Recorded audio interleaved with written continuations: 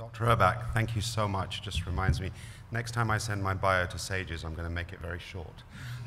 So I apologize for all that. So it's great to be up on this panel and to be involved. I've really enjoyed the other three presentations, and what I'm really stoked about is that the room is completely full. So thank you for coming to this, and you know, that's kudos to the chairs of this panel to make this happen. So I've been asked to talk about scholarly presentation in surgery.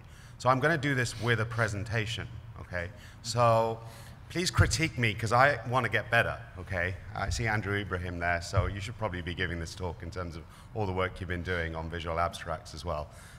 So essentially, I'm going to go through some tips and tricks that I've probably picked up from my mentors and then give to my own mentees in terms of how to get up on stage and present, okay? So I've just come up with 7 key points, and I took this from Dave Kirpin's talk yesterday. He had 7 key points. It's kind of, I enjoyed his presentation, so I thought, okay, I haven't done that before, so I'm going to talk about 7 key points rather than just kind of run through a bunch of slides. So each one of these points I'm going to spend probably about 40 seconds to a minute on, and then I'm going to wrap up. So you can read them here. Be prepared, plan ahead, know your material, know your audience, clear and purposeful slides, practice your talk, be prepared for questions, and enjoy it, okay? So that's what I'm going to go through, and I'm sure there's many others, but you know, that's what I thought when I was putting this talk together. So the first thing is be prepared and plan ahead. So know where your talk is, know where the location is, even when Sages changes it an hour before, okay? So make sure you're in the right room. Make sure you've submitted all your slides, and I think Sage is amazing because I keep getting reminders of my slides need to be submitted and so forth. And verify them, okay? So you go and verify them in the AV presentation room, okay? I'm just going to ask a question. Can everyone who's giving a podium presentation at this meeting stand up, please? That probably includes both of you and Dr. Tellem. Can you all stand up? Anyone who's given a talk or giving a talk? Anyone else? Dr. Urbach, you were giving a talk? No. In this whole meeting? Just moderating sessions? Just moderating sessions. Okay. No, no, stay standing up, stay standing up. Okay, all right. If you went to the room that you were giving your talk in before your talk and actually checked in with Jason at the back and checked the slides and made sure and came up to the podium and checked the podium and made sure you were comfortable with the clicker, you can stay standing up.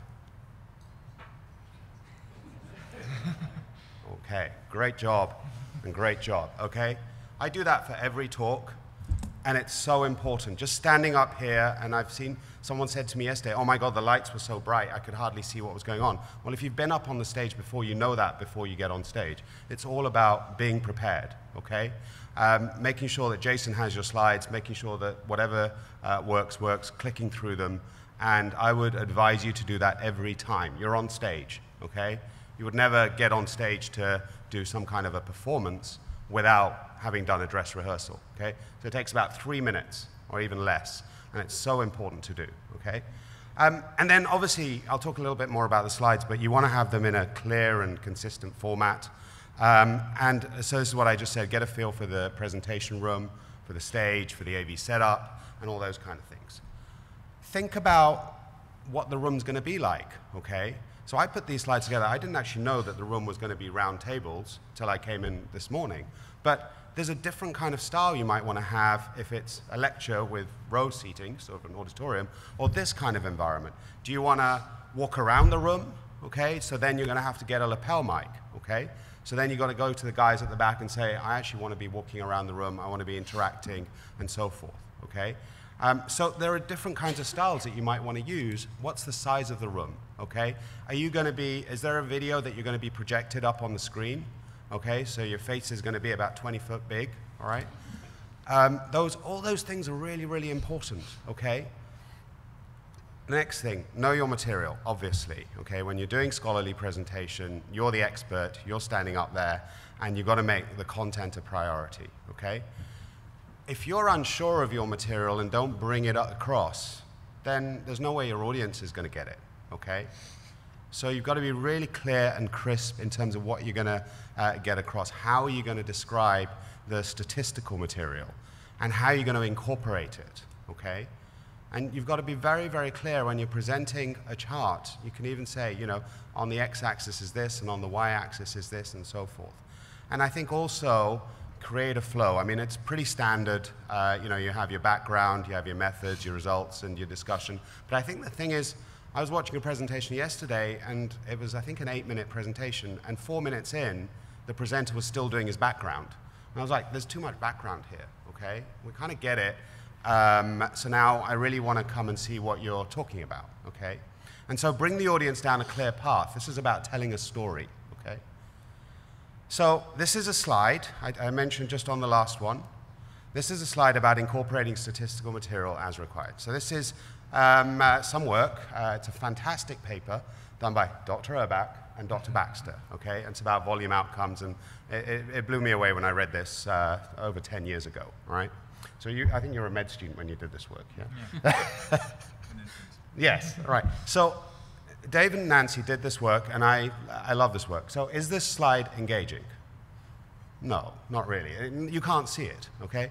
So how do you make it more engaging? You put the journal, you put a picture of Dave, you put a picture of Nancy, and then you focus on what you want to focus on. Now it's more engaging, okay? Now I can actually say, well, this is what I want to talk about. You can't really see it still, but I can use this, and I can talk about Dave and so forth. It's the same thing, but you're just getting a message across. It's more engaging, okay? Know your audience. So what's the background knowledge of your audience? And obviously that's pretty straightforward when you're coming to a specialty meeting here, all right? When you're going to different kind of meetings, you know, more general meetings, a lot of my work I do is in quality and education, so I might be talking about a laparoscopic jejunostomy, and I'm talking to a bunch of quality people, and they don't really know what that means, so maybe I'm going to put a video in of what that is, okay? And think about not what you want to give, but what does the audience want to take, okay? So what does the audience want to walk away with, all right, in terms of your presentation? Another thing is just be sensitive to the demographics of your audience, okay? That's difficult sometimes to consider. So I'm going to give you an example here. About 10, maybe 12 years ago, I was giving a presentation in Naples, okay? And it was about surgical technology and innovation and so forth. And I thought I was going to talk about how surgical education has changed over the years. So I showed this video clip. Good morning, Sir Lancelot. Good morning.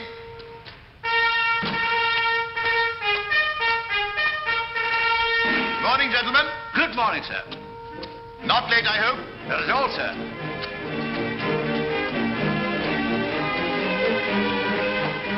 Come along, my man. You must pursue me. You must pursue me.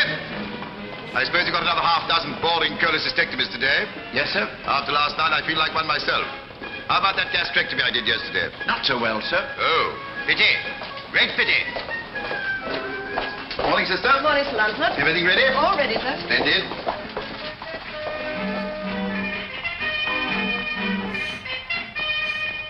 Now, you just lie still, old fellow. I've just got to discuss your case with these young doctors here. Take his pajamas off, sister.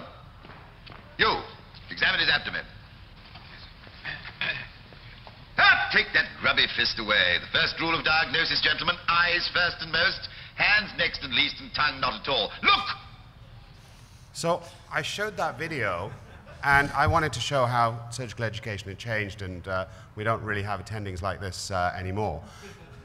And the vice president of the Royal College of Surgeons of England actually came up to me and said, Raj, I think that was really inappropriate that you showed that video, because that kind of engenders the old-fashioned way of surgery, and so please don't ever show that video again, all right? So I just had to know my audience, and so he was actually quite upset about it, which probably wasn't that great for my career, so I don't think he's in the room now, all right?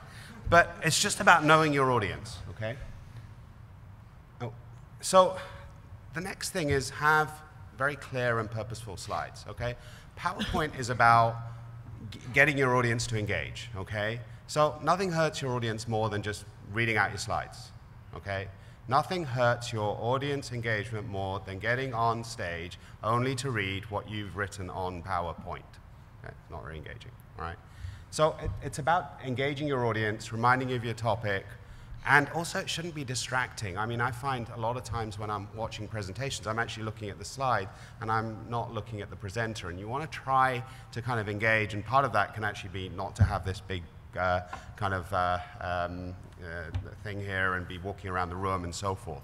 And use visual concepts. I've already mentioned the kind of visual abstract perspective, concepts, ideas, and so forth, okay? I'm actually giving a talk at a meeting in May in Montreal, which is actually a business meeting, okay? I'm going to be giving a keynote in front of 400 people talking about simulation and how it can improve other technology, other industries, not just health. And so I was talking to the guys, and they were saying, yeah, we're going to give you 20 minutes, you're going to be on stage, you're going to give this talk, and tell us what kind of AV support you need. And I was like, yeah, okay, so I'm probably going to put some slides together. They were like, oh, sorry, we're actually going to declare at the beginning of this conference, PowerPoint is dead.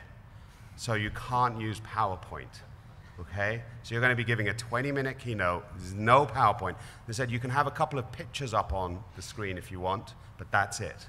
You are not allowed to use that technology, okay? It's very interesting. So hopefully people are going to be more engaged in what I'm talking about, and I'm going to have to think a lot more about how I'm going to deliver this talk. So concepts, visuals. So this is a picture of the field of Waterloo. I use this picture to engage people in terms of how to think about surgical outcomes and processes. And I'm not going to go into that in detail now, but it just kind of goes, oh, okay, so that's not like a boring old slide. That's actually a very famous painting. So coming towards the end, practice your talk, okay? Practice, practice, practice. You practice your surgery, okay?